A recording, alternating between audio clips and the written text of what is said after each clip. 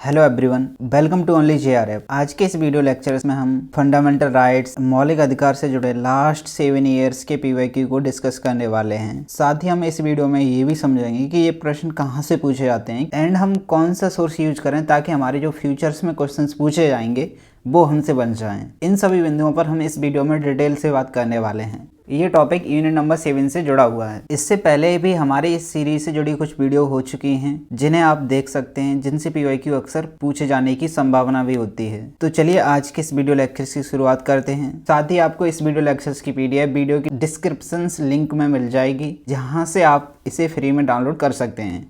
इसके अलावा भी आप only JRF Telegram channel join कर लीजिए, जहाँ पर आपको मेरे सभी नोट्स फ्री में मिल जाएंगे। तो चलिए आज की इस वीडियो को प्रारंभ करते हैं, जिसमें सबसे पहला प्रश्न आपसे ये पूछा गया था कि जो उच्चतम न्यायालय यानी सुप्रीम कोर्ट द्वारा की गई व्याख्या के अनुसार निम्नलिखित में से क्या भारतीय संविधान के अनुच्छेद 21 के अधीन जीवन के अधिकार में शामिल नहीं है। यानी कि इसमें ये पूछा है आपसे, जो सुप्रीम कोर्ट ने आर्टिकल 21 की व्याख्या की है, एक्सप्लेनेशंस किया है, उसके तहत इनमें से कौन सा शामिल नहीं है, ये आपको बताना है। तो आप वीडियो को पॉज कीजिए, इसका सही आंसर कमेंट बॉक्स में दीजिए। आई होप आपका सही आंसर गया हो। इसका राइट ऑप्शन है ऑप्शन नंबर ए, यानी राइट टू सुसाइड। ये शामिल नहीं है। बाकी right to privacy, right against public hangings, right to good health, ये तीनों आर्टिकल 21 के तहत शामिल हैं। बाकी ए ऑप्शन शामिल नहीं है। अब आप इस प्रश्न के लिए सोर्स क्या यूज करेंगे, तो ऑब्वियसली आप लक्ष्मीकांत बुक देखिए। बुक में जो आपको आर्टिकल 21 दिया होगा, उसमें सुप्रीम कोर्ट ने अभी तक जितनी भी व्याख्या की हैं वो सभी आर्टिकल इस लक्ष्मीकांत की बुक सीरीज में दिए हुए हैं। तो आप वहाँ से एक बार गो थ्रू कर लीजिए, जिसमें 35 तक शामिल हैं। क्योंकि यहाँ से प्रश्न पूछे जाते हैं जून 2023 शिफ्ट 1 एंड शिफ्ट 2 दोनों में ही आर्टिकल 21 से ही पूछा गया। उसमें भी सुप्रीम कोर्ट ने कौन सा एक्सप्लेनेशंस किया है वो पूछा गया है। तो आप इस आर्टिकल को विशेष रूप से पढ़ लीजिए। तो चलिए नेक्स्ट क्वेश्चंस की ओर बढ़ते हैं। अब इस प्रश्न में आपसे पूछा गया है कि आर्टिकल 21 के तहत शामिल राइट हैं वो कौन कौन से हैं, उनकी एक लिस्ट बताइए, और साथ ही ये चूज करने कि इसमें से राइट ऑप्शंस कितने हैं। तो ऑब्वियसली आप वीडियो को पॉज कीजिए, इसका राइट आंसर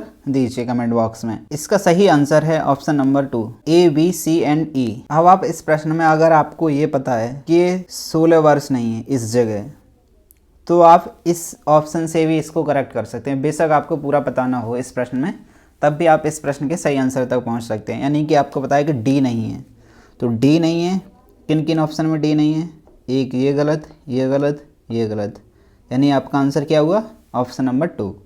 तो इस प्रकार एलिमिनेशन मेथड भी आपका कार्य करेगा। तो आप स्टडी के साथ साथ एलिमिनेशन मेथड यानी कि पीवाईक्यू को भी सॉल्व करिए, जिससे कि आपके फ्यूचर्स पीवाईक्यू बन जाएं। ऑब्वियसली इसका सोर्स लक्ष्मीकांत में है। आप इस आर्टिकल को लक्ष्मीकांत से एक बार गो थ्रू कर लीजिए, जिसमें 21 में शामिल सभी आर्टिकल आप अच्छे से पढ़िए। तो चलिए आप बढ़ते हैं नेक्स्ट क्वेश्चन की ओर। इस क्वेश्चन में आपको ये पूछा गया जो आर्टिकल 26 है उसके तहत कौन कौन शामिल है या वो किस बात पर ज्यादा बल देता है। आपको इनमें से सही जवाब चुनना है, ये आपसे पूछा है। तो वीडियो को पॉज कीजिए। आई होप आपका सही आंसर गया हो। इसका राइट ऑप्शन है option number 3, A B C E. चलिए इसको देखते हैं कि ए बी सी ई सही कैसे है। अब आप इस क्वेश्चन को सॉल्व करें तो अप्रोच क्या होनी चाहिए आपकी। सबसे पहले आप इसमें ये देखिए, बेशक आपने इस टॉपिक को पढ़ा नहीं है, फिर भी आप ये देखिए कि इसमें कुछ अलग कौन सा स्टेटमेंट है, यानी कि ऐसा कोई वाक्य है जिसमें जो कुछ एक्सट्रीम है या कुछ अलग है, तो आप उसको अलग करिए। जैसे आप डी ऑप्शन को देखिए, यहाँ पर ये बोल रहा है कि टू मैनेज सोशल अफेयर्स, यानी सामाजिक मामलों कार्यों का प्रबंध करना। अब ऑब्वियसली सोशल अफेयर किसका कार्य है? लॉ एंड ऑर्डर को मैनेज करने का किसका कार्य है? ऑब्वियसली सरकार का कार्य है, गवर्नमेंट का कार्य है। तो किसी धार्मिक संस्था का तो हो नहीं सकता। तो यानी कि डी ऑप्शन गलत है। तो इसके ऑप्शन देखिए आप कि डी गलत है। आप एलिमिनेशन के द्वारा आंसर तक पहुंच जाएंगे यदि आपने इस क्रिटिकल थिंकिंग को अपनाया होता। तो ऑब्वियसली बाकी ए ऑप्शन भी सही है, बी ऑप्शन भी सही है, सी भी सही है और ए भी सही है। अब आप इस आर्टिकल को, सेम आर्टिकल को लक्ष्मीकांत बुक से पढ़िए, चाहे आप हिंदी मीडियम से हो या इंग्लिश मीडियम से हो। तो आप वीडियो को पॉज कीजिए, सबसे पहले इस आर्टिकल को पढ़िए। यहाँ आप देख सकते हैं ये लक्ष्मीकांत का स्क्रीनशॉट है। आर्टिकल 26 जो लक्ष्मीकांत में आपको सीधे मिल जाएगा, इसके क्या क्या सब पार्ट हैं। सो आप एक बार वहां से गो थ्रू कर लीजिए इसको। तो चलिए अब हम नेक्स्ट क्वेश्चन की ओर बढ़ते हैं, जिसमें आपको अरेंज करना है, यानी कि क्रम लगाना है। क्रम किस चीज का, कि जो धार्मिक स्वतंत्रता है, रिलीजियस फ्रीडम है, उससे जुड़े हुए आर्टिकल्स हैं, तो उनको आपको एक सीक्वेंस करना है। आप इनमें से अपना आंसर चुन सकते हैं कि इसका आंसर कौन सा सही है। तो ऑब्वियसली आप इस वीडियो को पॉज कीजिए, जिसका आंसर आप कमेंट बॉक्स में देना ना भूलें। तो ऑब्वियसली आपका आंसर सही होगा। इसका सही ऑप्शन है ऑप्शन नंबर ए, CABD। तो इसको देखिए, आर्टिकल 25, 26, 27, 28 इन सभी आर्टिकल्स को आप एक बार गो थ्रू कर लीजिए। इनका क्रम है, यहाँ पर क्रम दिया हुआ है, जिन्हें आप सीक्वेंस कर सकते हैं। तो यहाँ पर वीडियो पॉज करके इनको पढ़ लीजिए। तो चलिए अब हम नेक्स्ट क्वेश्चन की ओर बढ़ते हैं, जिसमें आपसे पूछा गया था कि जो पुत्तस्वामी केस था उसमें क्या निर्णय था, यानी सर्वोच्च न्यायालय ने पुत्तस्वामी विवाद में क्या निर्णय दिया था। आपके पास ऑप्शन ये हैं, इनमें से आपको सही ऑप्शन चुनना है। तो ऑब्वियसली आप वीडियो को पॉज कीजिए, इसका सही आंसर कमेंट बॉक्स में दीजिए। इसका सही आंसर है ऑप्शन नंबर ए, यानी कि केवल एक सही है। चलिए देखते हैं केवल एक सही है तो कैसे।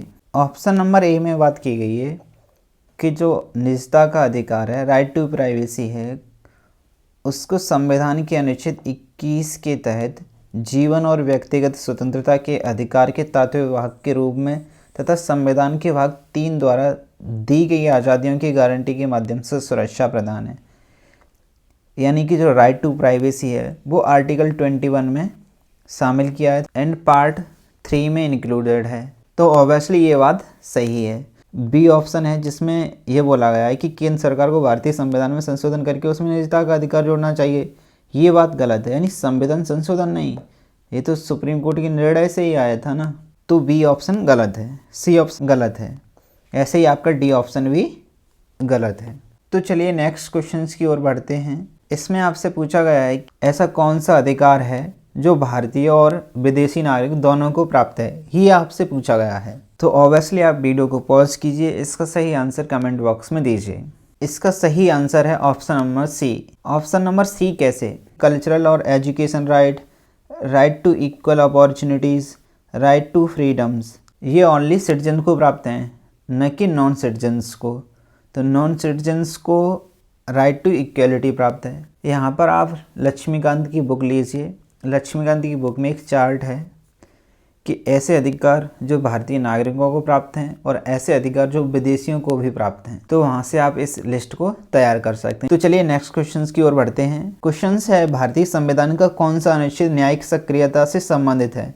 Which article of Indian constitution is related judicial activism, यानी ऐसा कौन सा आर्टिकल है जो जुडिशियल एक्टिविज्म से जुड़ा हुआ है। वीडियो को वॉच कीजिए, इसका राइट आंसर कमेंट बॉक्स में दीजिए। इसका सही जवाब है ऑप्शन नंबर सी, यानी आर्टिकल 21। ऑब्वियसली आपको पता होगा कि जो आर्टिकल 21 है इसको सुप्रीम कोर्ट द्वारा बृहद रूप दिया गया है, यानी कि जुडिशियल एक्टिविज्म के द्वारा ही आर्टिकल 21 को ब्रॉड किया गया है, यानी कि इसमें अनेक आर्टिकल्स को शामिल किया गया है, वो सुप्रीम कोर्ट के द्वारा ही शामिल हुए हैं। तो इस प्रकार आप इस प्रश्न का आंसर ध्यान में रख सकते हैं। तो चलते हैं फिर नेक्स्ट क्वेश्चन की ओर, जिसमें आपसे पूछा गया है कि तो आर्टिकल्स 19 में फ्रीडम्स दी हैं आपको, उनको आप सीक्वेंस करिए कि सबसे पहले कौन है, सबसे बाद में कौन है। इस प्रकार आपको सीक्वेंस करना है।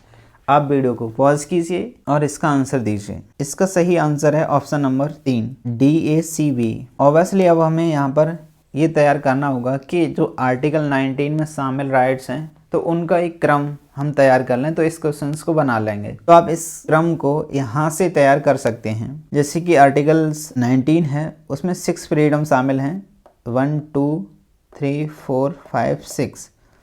तो आप वीडियो को पॉज कीजिए, इनको पढ़िए, बाकी आपके पास PDF होगा तो आप इस प्रश्न को लगा सकते हैं। तो चलिए नेक्स्ट क्वेश्चंस की ओर बढ़ते हैं, जिसमें आपसे पूछा गया है कि निम्नलिखित में से किस आधार पर न्यायपालिका द्वारा उत्प्रेषण याचिका, यहाँ पर शब्द गौर दीजिए, उत्प्रेषण याचिका सर्टोरी पिटीशंस जारी की जा सकती है।